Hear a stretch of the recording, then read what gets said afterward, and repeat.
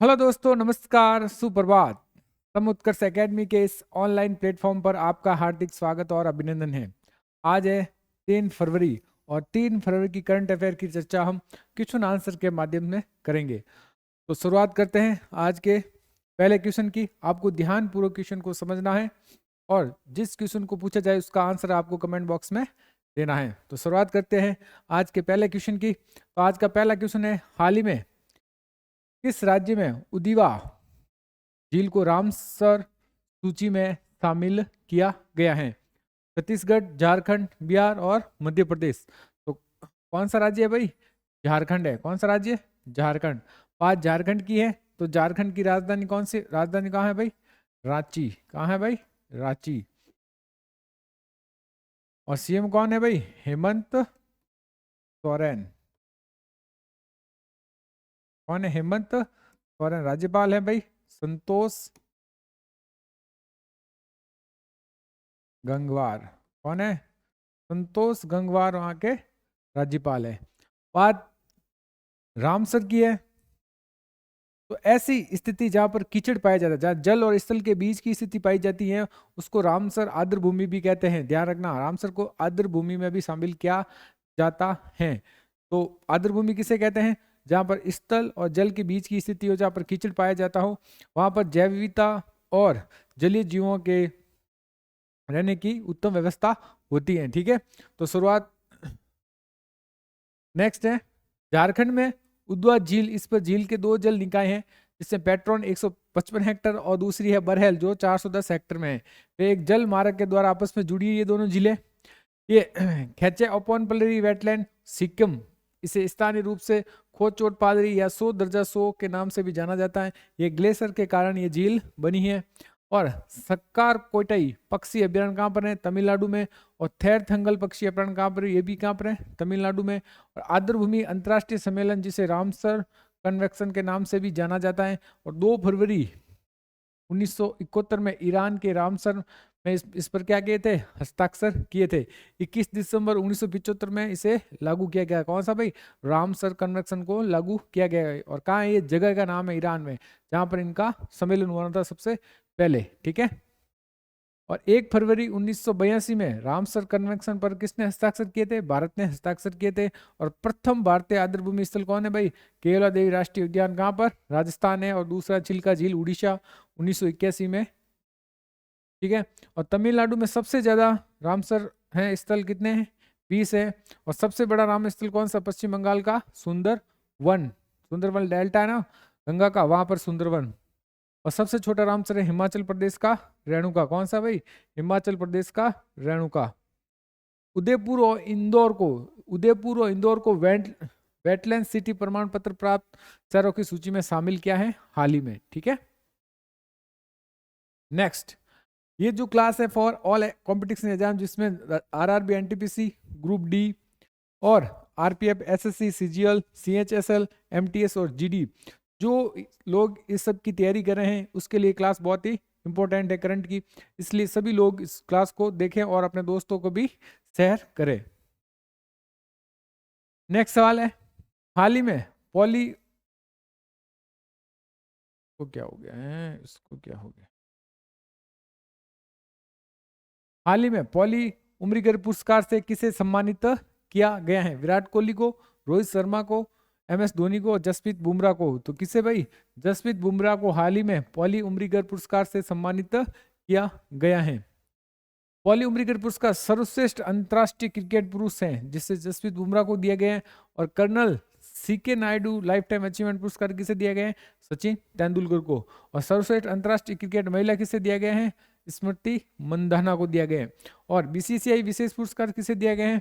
रविचंद्र अश्विन को। वनडे में सर्वाधिक रन बनाने वाली महिला खिलाड़ी कौन है? स्मृति मंदाना है। और वनडे में सर्वाधिक विकेट लेने वाली महिला गेंदबाज कौन है? दीप्ति शर्मा। और घरेलू क्रिकेट में सर्वश्रेष्ठ एम्पायर कौन है? अक्षय ट्रोट्रे। नेक्स्ट, 2024 आईसीसी पुरस्कार अंतर्राष्ट्रीय क्रिकेट परिषद। ठीक है, क्रिकेट ऑफ द ईयर पुरुष में किसे दिया गया है? जसप्रीत बुमराह को। क्रिकेट ऑफ द ईयर महिला में किसे दिया गया है? अमेलिया केयर को। और पुरुषों में test cricket of the year Jasprit Bumrah को। और one day cricket of the year पुरुषों में अजमुतुल्लाह उमराई अफगानिस्तान। और one day cricket of the year महिला स्मृति मंदाना। और T20 cricket of the year पुरुष में अर्शदीप सिंह को, और T20 cricket of the year महिला में अमेलिया केयर को, और amazing cricket of the year पुरुष में केमेंडू मेंडिस को श्रीलंका, और amazing cricket of the year महिला में एनरी ट्रक्सन को दिया गया है। बीसीसीआई की स्थापना कब हुई थी? 1928 में। मुख्यालय मुंबई में। सचिव कौन है? देवजीत सेकिया। अध्यक्ष कौन है? रजूर बिनी। फर्स्ट अध्यक्ष कौन है? R Grant Govan. और भ्रष्टाचार निरोधक इकाई के प्रमुख कौन है? शरद कुमार। और उत्कृष्ट केंद्र कहाँ खोला गया है? बेंगलुरु में। बुक है on board my year in BCCI, कौन है? रत्नाकर सेठी। बीसीसीआई के लोकपाल बने हैं अरुण मिश्रा। और भारत के वर्तमान लोकपाल है अजय माणिकराव, और खानविलकर सेकंड लोकपाल है, ध्यान रखना। नेक्स्ट है, हाल ही में सोनम लोसार त्योहार मनाया गया है, ये किस समुदाय द्वारा मनाया जाता है? तमांग समुदाय, गुरंग समुदाय, गोंड समुदाय और अमांग समुदाय। तो कौन सा समुदाय भाई? तमांग समुदाय के द्वारा मनाया जाता है। और ये कहाँ का है भाई? ये नेपाल का है। कहाँ का? नेपाल का समुदाय है। नेक्स्ट, हर साल ये त्योहार नेपाल के तमांग समुदाय के द्वारा नए साल के तौर पर मनाया जाता है। भारत में इसे सिक्किम और दार्जिलिंग में भी मनाया जाता है। हिंदू कैलेंडर के अनुसार इसे माघ शुक्ल प्रतिपक्ष मनाया जाता है। आमतौर पर ये जनवरी या फरवरी में आता है। अभी हाल ही में कौन कौन से महोत्सव मनाए गए या इंपोर्टेंट महोत्सव कौन कौन से हैं? जल्लीकट्टू महोत्सव कहाँ पर? तमिलनाडु में बैल को कंट्रोल करते हैं। अंबाला उत्सव बेंगलुरु में। कर्नाटक भैंसों की दौड़ है। गाडीमाई महोत्सव नेपाल में जानवरों की बलि दी जाती है। कनुमा महोत्सव तेलंगाना में जानवरों की पूजा की जाती है। परशुराम कुंड मेला कहाँ पर पाया जाता है? अरुणाचल प्रदेश में। मोदवेद महोत्सव डोडा जनजाति तमिलनाडु द्वारा नीलगिरी पहाड़ियों में। और छठा अंतर्राष्ट्रीय बाजार महोत्सव कहाँ पर है? बेंगलुरु में। और पश्मीना महोत्सव कहाँ है? नेपाल में। और अंतर्राष्ट्रीय सरस्वती महोत्सव हरियाणा में हाल ही में चल रहा है। पोंगसम पास अंतर्राष्ट्रीय महोत्सव अरुणाचल प्रदेश में। और भारत का सबसे पुराना पुस्तक मेला बोई मेला कहाँ? कोलकाता में। 48वां संस्करण। थीम कंट्री कौन सी है? जर्मनी। 2025 में मैड्रिड इंटरनेशनल बुक फेयर में भारत की थीम कंट्री होगा। और नागोबा जात्रा त्योहार द्वारा गोंड जनजाति बनाया जाता है कहाँ पर? तेलंगाना में। नेक्स्ट है, मार्च 2025 में ब्रिक्स युवा उद्यमिता सम्मेलन की मेजबानी कौन सा देश करेगा? संयुक्त राज्य अमेरिका, फ्रांस, भारत और पेरिस। तो कौन करेगा? हमारा देश भारत करेगा। 3 से 7 मार्च के मध्य इस उद्यमिता सम्मेलन के आयोजन किया जाएगा। भारत ने 3 से 7 मार्च 2025 तक ब्रिक्स युवा परिषद उद्यमिता कार्य समूह की बैठक की मेजबानी करेगा। इसमें सतत विकास के लिए युवा उद्यमिता पर ध्यान केंद्रित किया जाएगा। आयोजन कौन करा रहा है? युवा मामले और खेल मंत्रालय द्वारा। विषय है सतत विकास के लिए युवा उद्यमिता। इस ब्रिक्स युवा परिषद उद्यमिता कार्य समूह बैठक का मुख्य उद्देश्य युवा उद्यमिताओं के बीच अंतर्राष्ट्रीय सहयोग को बढ़ावा देना और ब्रिक्स देशों के भीतर नए अवसरों को क्या करना? पैदा करना। ब्रिक्स BRIC से नाम का गठन हुआ था कब? 2001 में। और ब्रिक्स का नया नाम 2010 में साउथ अफ्रीका के जुड़ने के बाद आया। पहला शिखर सम्मेलन 2009 में यकेतेरिनबर्ग रूस में हुआ था। और 2001 में ब्रिटिश अर्थशास्त्री जिम और नील ने ब्राजील, रूस, भारत और चीन को 4 उभरती अर्थव्यवस्थाओं का वर्णन करने के लिए ब्रिक्स शब्द गढ़ा था। 16वां संस्करण का आयोजन कहाँ पर हुआ था? 2024 में। मेजबान कौन था? ब्राजील। 17वां संस्करण का आयोजन कहाँ पर होगा? 2025 में, वो होगा रूस में। नए सदस्य संयुक्त अरब अमीरात, ईरान, मिस्र, इथोपिया और अर्जेंटीना है। और 10वां सदस्य कौन बना है भाई? इंडोनेशिया। और ब्रिक्स समूह का 9वां नया पार्टनर स्टेट बना था नाइजीरिया। कौन बना था? नाइजीरिया। नेक्स्ट है, हाल ही में ऑनकोसेरियस को खत्म करने वाला पहला अफ्रीका देश कौन बना? कौन सा? ऑनकोसेरियस, ठीक है। अंगोला, नाइजर, युगांडा और अल्जीरिया। तो कौन सा देश है भाई? वो नाइजर देश है जो ये ऑनकोसेरियस को खत्म करने वाला पहला अफ्रीकी देश बना है। एक तरह का रोग है आंखों का। WHO ने घोषणा की है कि नाइजर अफ्रीका देश का एक पहला देश बन गया जिसने आधिकारिक तौर पर ऑन्कोसेरियसिस को खत्म कर दिया गया है। ऑन्कोसेरियस, इसे रिवर ब्लाइंड्स के नाम से भी जाना जाता है। एक संक्रमित ब्लैक फ्लाई के काटने से होने वाला परजीवी रोग है। इससे अंधापन हो सकता है। नाइजर की बीमारी को खत्म करने के लिए इसने कोलंबिया, इक्वाडोर, ग्वाटेमाला और मैक्सिको के साथ शामिल हो गए हैं। वर्ल्ड हेल्थ ऑर्गेनाइजेशन ने 1976 में ऑन्कोसेसियस नियंत्रण कार्यक्रम शुरू हुआ था। कौन? 1976 में। हाल ही में भारतीय रेलवे ने रेलवे सेवाओं को एक ही प्लेटफॉर्म पर एकीकृत करने के लिए कौन सा ऐप लॉन्च किया है? ऑल रेल, एरल, स्वरेल और यात्रा रेल। तो कौन किया भाई? स्वरेल ऐप लॉन्च किया है रेलवे सेवाओं को एक ही प्लेटफॉर्म पर एकीकृत करने के लिए। कौन सा? स्वरेल। रेलवे बोर्ड के नए अध्यक्ष और सीईओ कौन है? सतीश कुमार। दुनिया का पहली high speed carbon fibre train किसने बनाई है? चाइना ने। दुनिया की पहली सेल्फ ड्राइविंग ट्रेन लॉन्च किसने की है? जर्मनी ने। दुनिया की पहली हाइड्रोजन से संचालित ट्रेन, ये भी जर्मनी ने की है। एशिया की पहली हाइड्रोजन संचालित ट्रेन चीन ने की है। दक्षिणी पूर्वी एशिया की पहली high speed railway Whoosh launch किसने की है भाई? इंडोनेशिया ने। देश की पहली semi high speed regional rail service Namo Bharat. कौन सी है भाई? नमो भारत। सऊदी अरब की पहली लग्जरी ट्रेन लॉन्च है नॉम ड्रिल of the desert. PM Modi ने भारत की पहली वंदे मेट्रो रेल सेवा कहाँ शुरू की है? तो ये की गुजरात के भुज से। कौन सी? वंदे मेट्रो रेल सेवा। ये इसका नाम भी बदला है, नमो भारत रैपिड रेल। शेतकरी समृद्धि किसान स्पेशल रेल महाराष्ट्र के देवलाली से बिहार के दानपुर तक शुरू की है। नेक्स्ट है भारतीय रेलवे का प्रस्तावित 69वां मंडल कौन सा है? जम्मू मंडल। यह जम्मू डिवीजन के उत्तरी रेलवे क्षेत्र का अधीन होगा। मौजूदा फिरोज शाह डिवीजन का पुनर्गठित करके बनाया गया है। अमेरिका, चीन और रूस के बाद भारत दुनिया का चौथा सबसे बड़ा रेल नेटवर्क है। कौन सा? चौथा। कुल रेलवे जोन 17 जोन में से उत्तरी रेलवे जोन भारतीय रेलवे का क्या है? सबसे बड़ा रेलवे जोन है। नवीनतम रेलवे जोन 17 कोलकाता मेट्रो है। कब बना? 2010 में। और सबसे पुराना रेलवे जोन है दक्षिणी रेलवे जोन, 14 अप्रैल 1951 में। स्वतंत्र भारत का रेल बजट कब और कौन लाए? तो 1947 में। कौन लाए थे भाई? जॉन मैथाई लाए थे पहले रेल मंत्री। रेल बजट को आम बजट से अलग किस समिति के सिफारिश किया गया? एक्वर्ड कमेटी समिति 1924 में। विलय कब किया गया? विवेक देबरॉय समिति की सिफारिश पर 2016 में मंजूरी और प्रस्तुत किया गया था 2017 में। एडवांस टिकट बुकिंग 120 दिन पहले शुरू होती थी, अब इसे घट करके 60 दिन कर दिया गया है। रेलवे चेयरमैन और सीईओ सतीश कुमार, मंत्री अश्विन वैष्णव। और भारत की पहली ट्रेन लॉर्ड डलहौजी के समय मुंबई से ठाणे कब चली थी? 34 किलोमीटर 1953 में। कब चली थी भाई? 1953 में चली थी। नेक्स्ट है भारत ने दुनिया की सबसे पावरफुल हाइड्रो ट्रेन इंजन बनाया है। इंजन शक्ति कितनी है? 1200 हॉर्स पावर की है, जबकि अधिकता अभी तक कितनी है? 600 थी। इनका पहला ट्रायल हरियाणा के जिंद सोनीपत मार्ग पर होगा। जर्मनी, फ्रांस, स्वीडन, चीन जैसे केवल 4 देशों के पास अभी हाइड्रोजन ट्रेन है जिसकी क्षमता कितनी है? 500 से 600 हॉर्स पावर। निर्माण तमिलनाडु के इंटीग्रल कोच फैक्ट्री के द्वारा। 2025-26 के बजट में किस मंत्रालय को सबसे अधिक बजट का आवंटन प्राप्त हुआ है? रक्षा मंत्रालय, गृह मंत्रालय, वित्त मंत्रालय और स्वास्थ्य मंत्रालय। तो किससे प्राप्त हुआ सबसे अधिक? तो वित्त मंत्रालय को सबसे अधिक बजट आवंटन प्राप्त हुआ है। कितना हुआ है भाई? ये हुआ है 2025-26 में वित्त मंत्रालय को सबसे अधिक 19,39,001.26 करोड़ रुपए का आवंटन प्राप्त हुआ है। हमारे वित्त मंत्री निर्मला सीतारमण 2025-26 के लिए बजट पेश किया है। और कितना बजट था निर्मला सीतारमण का? ये 8वां बजट था। इसकी थीम थी सबका विकास। कुल प्राप्तियां थी 34.96 लाख करोड़ उधार के अलावा, और कुल व्यय है 50.65 लाख करोड़।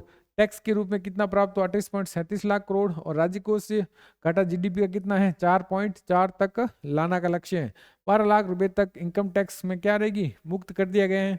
4 लाख तक जीरो टैक्स, 4 से 8 लाख पर 5%, 8 से 12 लाख पर 10%, 12 से 16 लाख पर 15%, 16 से 20 लाख पर 20%, 16 से 20 पर 20%, 20 से 24 पर 25% और 24 से अधिक पर 30% का टैक्स लगेगा। ये स्लैब, नया स्लैब जारी हुआ है। हाल ही में मनोज कुमार ने संन्यास ले लिया। उनका संबंध किससे है? टेनिस, हॉकी, मुक्केबाज और क्रिकेट से। तो उनका संबंध है मुक्केबाज से। किससे संबंध है? मुक्केबाज से संबंध है। भारतीय बॉक्सिंग के 2 बार ओलंपिक और 2 बार कॉमनवेल्थ गेम्स में गोल्ड और ब्रॉन्ज मेडल विजेता मनोज कुमार ने क्या ले लिया? संन्यास ले लिया है। अर्जुन पुरस्कार मिला था 2014 में, भीम पुरस्कार 2018 हरियाणा में, दक्षिणी एशियाई खेल 2016 में क्या गोल्ड, और राष्ट्रमंडल के 2010 में भी गोल्ड हासिल किया था। हाल ही में कहाँ सैटेलाइट टाउनशिप योजना को मंजूरी दे दी गई है? केरल, तमिलनाडु, कर्नाटक और आंध्र प्रदेश। तो कहाँ दे दी गई भाई? कर्नाटक में दे दी गई है सैटेलाइट टाउनशिप योजना। बात कर्नाटक की है, तो कर्नाटक की राजधानी क्या है भाई? बेंगलुरु। कहाँ पर है भाई? बेंगलुरु।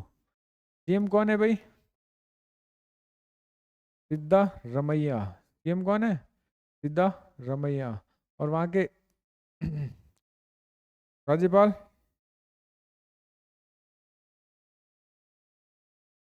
थावरचंद गहलोत। कौन है? थावरचंद गहलोत। कर्नाटक के प्राचीन उमा महेश धातु मूर्ति मिली है। कर्नाटक में विदर्भ को हराकर, किसे? विदर्भ को हराकर 5वीं बार विजय हजारी ट्रॉफी जीती है। किसने? कर्नाटक ने। कर्नाटक सरकार ने वन अपराधों के लिए गरुड़ पक्षी ऑनलाइन एफआईआर प्रणाली शुरू की है। एशिया में सबसे बड़ा एयर शो एयर इंडिया 2025 का आयोजन कहाँ किया गया? बेंगलुरु में किया गया। भारतीय सेना ने भविष्य के युद्ध के लिए बेंगलुरु में एआई एक्यूबेशन सेंटर का अनावरण किया है। उबर ने बेंगलुरु में महिलाओं के लिए बाइक टैक्सी सेवा मोटो वुमन शुरू की है। कर्नाटक के राज्यपाल ने विवाह शुद्ध अभियान की शुरुआत की है। अमेजॉन ने बेंगलुरु में अपना पहला अमेजन फ्यूचर इंजीनियर मैकरपैक्स लॉन्च किया है। नेक्स्ट है, हाल ही में किस देश ने भीख मांगने को अपराध घोषित करने की योजना बनाई है? नेपाल, श्रीलंका, पाकिस्तान और अफगानिस्तान। तो किससे बनाई है भाई? पाकिस्तान ने बनाई है। जबकि पाकिस्तान तो खुद एक भिखमंगा है, हर जगह कटोरा लेके चला जाता है भीख मांगने के लिए, क्योंकि उसके पास कुछ है ही नहीं है। ठीक है, तो कौन है भाई? पाकिस्तान। पाकिस्तान ने अनेक विदेशी शिकायतों और मुख्यतः जीसीसी देशों इराक और मलेशिया से प्राप्त शिकायतों के बाद ऑर्गेनाइज्ड बैंकिंग को अपराध घोषित करने की योजना बनी है। ऑनलाइन भीख मांग रहा है, ऐसी स्थिति हो गई उसकी। राजेंद्र मेघवाल पाकिस्तान के पहले हिंदू पुलिस अधिकारी बने हैं। भारत और पाकिस्तान में करतारपुर कॉरिडोर को 2029 तक बढ़ा दिए गए हैं। जस्टिस याया अफरीदी पाकिस्तान के नए चीफ जस्टिस नियुक्त हुए हैं। पाकिस्तान के दिग्गज अंपायर अलीम डार अंतर्राष्ट्रीय एम्पायरिंग से संन्यास की घोषणा की है। और सलीम इम्तियान आईसीसी एम्पायर पैनल में शामिल होने वाली पाकिस्तान की पहली महिला बनी है। ताहिर जमान को पाकिस्तान हॉकी टीम का मुख्य कोच नियुक्त किया गया है। पाकिस्तान में आईएमएफ से 3.6 बिलियन अमेरिकी डॉलर से अधिक ब्याज का भुगतान किया है। और पाकिस्तान अर्थव्यवस्था को बढ़ाने के लिए वीजा नीति को आसान किया है। नेक्स्ट है, हाल ही में गुनेरी को किस राज्य का पहला जैव विविधता विरासत स्थल घोषित किया गया है? केरल, गुजरात, कर्नाटक और हिमाचल प्रदेश। तो कहाँ भाई? गुजरात की बात है। गुजरात के कच्छ का एक गांव है गुनेरी, जिसे पहला जैव विविधता विरासत स्थल घोषित किया गया है। कच्छ के गुनेरी गांव अब गुजरात का पहला जैव विविधता विरासत स्थल, जो अपने अद्वितीय अंतर्देशीय मैंग्रोव परिस्थिति तंत्र को सुरक्षित करता है। गुजरात में भारतीय भेड़ियों के आवास की सुरक्षा के लिए एटलस लॉन्च किया है। और देश का पहला तटीय और वेंडर पक्षियों की जनगणना जामनगर में आयोजित की गई है। गुजरात में ग्रीन एनर्जी के लिए नई नीति की घोषणा की है। और गुजरात सरकार ने भाषा संबंधी बाधाओं को दूर करने के लिए वॉर प्लेटफॉर्म लॉन्च किया है। छत पर सौर ऊर्जा स्थापित करने में गुजरात क्या रहा है? शीर्ष पर रहा है।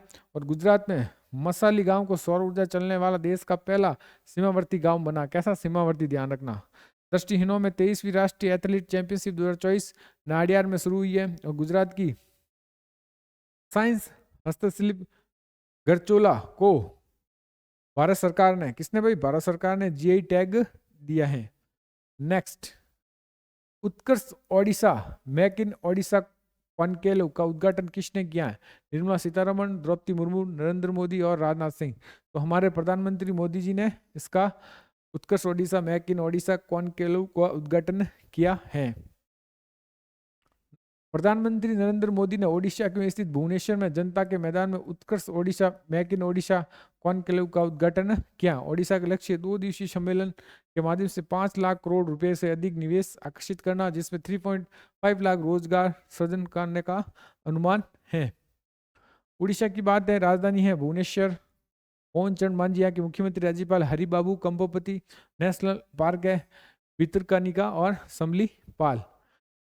झील है चिल्का झील। टाटा स्टील ओडिशा भारत की सबसे बड़ी ब्लास्ट फर्नेस चालू की है। ओडिशा ने मनकीड़िया समुदाय को हाल ही में विशेष आदिवासी समूह का दर्जा दिया है। भारत का पहला 24 घंटे चलने वाला अनाज एटीएम ओडिशा में खुला है। और कामकाजी महिलाओं के लिए मासिक धर्म अवकाश घोषित करने वाला तीसरा राज्य बना है ओडिशा। 18वां प्रवासी भारतीय दिवस कहाँ मनाया गया? भुवनेश्वर उड़ीसा में। राज्य के तटीय गांवों को यूनेस्को द्वारा सुनामी रेडी के रूप में मान्यता दी गई है। ओडिशा राज्य सरकार ने 1975 से 1977 के दौरान आपातकाल के समय जो जेल गए हैं उनके लिए 20,000 पेंशन की शुरुआत करने की क्या की है? घोषणा की है।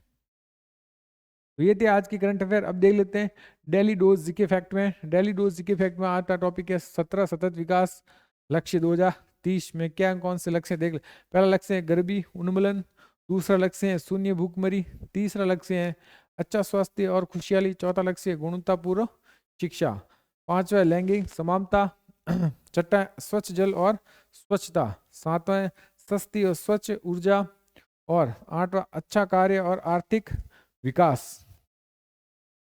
नवा उद्योग नवाचार और बुनियादी ढांचा। 10वां लक्ष्य असमानता को कम करना, 11वां लक्ष्य टिकाऊ शहर और समुदाय, 12वां लक्ष्य है जिम्मेदार उपभोग और उत्पादन, 13वां लक्ष्य जलवायु कार्रवाई, 14वां लक्ष्य जल के नीचे जीवन, 15वां लक्ष्य भूमि पर जीवन, 16वां लक्ष्य शांति और न्याय मजबूती संस्थाएं, 17वां लक्ष्य प्राप्त करने के लिए साझेदारी, लक्ष्य प्राप्त करने के लिए साझेदारी। अब देख ले आज का क्यूज क्या है जिसका आंसर आपको कमेंट बॉक्स में देना है। हाल ही में ग्रामीण क्रिकेट लीग शुरू करने वाला भारत का पहला राज्य कौन बना है? इसका आंसर आपको कमेंट बॉक्स में देना है। बहुत से लोग कमेंट बॉक्स में अपना आंसर दे रहे हैं। ज़्यादा से ज़्यादा आप कमेंट बॉक्स में आंसर देने की कोशिश करें। और फटाफट 2 फरवरी की क्वेश्चन को फटाफट रिवीजन कर लेते हैं। भारतीय तटरक्षक दिवस कब मनाया गया? तो वे बनाया गया है 1 फरवरी को मनाया गया है। C K Naidu lifetime achievement award 2025 किसे दिया गया? तो ये दिया गया है सचिन तेंदुलकर को। इंटरनेशनल स्पेस स्टेशन पर जाने वाले पहले भारतीय कौन बने? तो ये बने हैं शुभांशु शुक्ला। संसद में पेश किए गए आर्थिक सर्वेक्षण 2025 के अनुसार अप्रैल से दिसंबर 2024 के बीच महंगाई कितनी रही है? तो वो रही है 4.9%। जनवरी 2025 में प्रयागराज में महाकुंभ के दौरान हुई भगदड़ में जांच के लिए गठित न्याय आयोग के प्रमुख कौन बने? तो वो कौन बने? हर्ष कुमार। कौन बने? हर्ष कुमार। अंतरिक्ष में सबसे ज्यादा समय तक स्पेस वॉक करने वाली महिला कौन बनी है? वो बनी है सुनीता विलियम्स। कौन बनी है? सुनीता विलियम्स। हाल ही में किस देश को मलेरिया मुक्त घोषित किया गया है? तो वो है जॉर्जिया। नेशनल गेम्स 2025 में 55 किलोग्राम वर्ग में बिंदिया रानी देवी ने वेट लिफ्टिंग में कौन सा मेडल जीता है? तो कौन सा जीता भाई? गोल्ड मेडल जीता है। Indian renaissance the Modi decade पुस्तक का विमोचन किसने किया है? तो ये किया है अमित शाह ने। प्रथम रायसीना मध्य पूर्व सम्मेलन के मुख्य अतिथि के रूप में कौन शामिल हुए? तो डॉक्टर विदेश मंत्री डॉक्टर एस जयशंकर शामिल हुए हैं। हाल ही में हाइड्रोजन ट्रांसपोर्ट पाइप विकसित करने वाली भारत की पहली कंपनी कौन बनी है? तो वो बनी है टाटा स्टील। विंध्या रानी, तो ये थे रिवीजन। अब कल की क्यूज का आंसर देख लेते क्या है। विंध्या रानी देवी का संबंध किस राज्य से है? तो किस राज्य से है भाई? मणिपुर से है। किससे है? मणिपुर से। ये थी आज की हमारी करंट अफेयर की क्लास। आप क्लास को पसंद करें तो इसे ज़्यादा से ज़्यादा शेयर और लाइक कीजिए। बहुत बहुत धन्यवाद।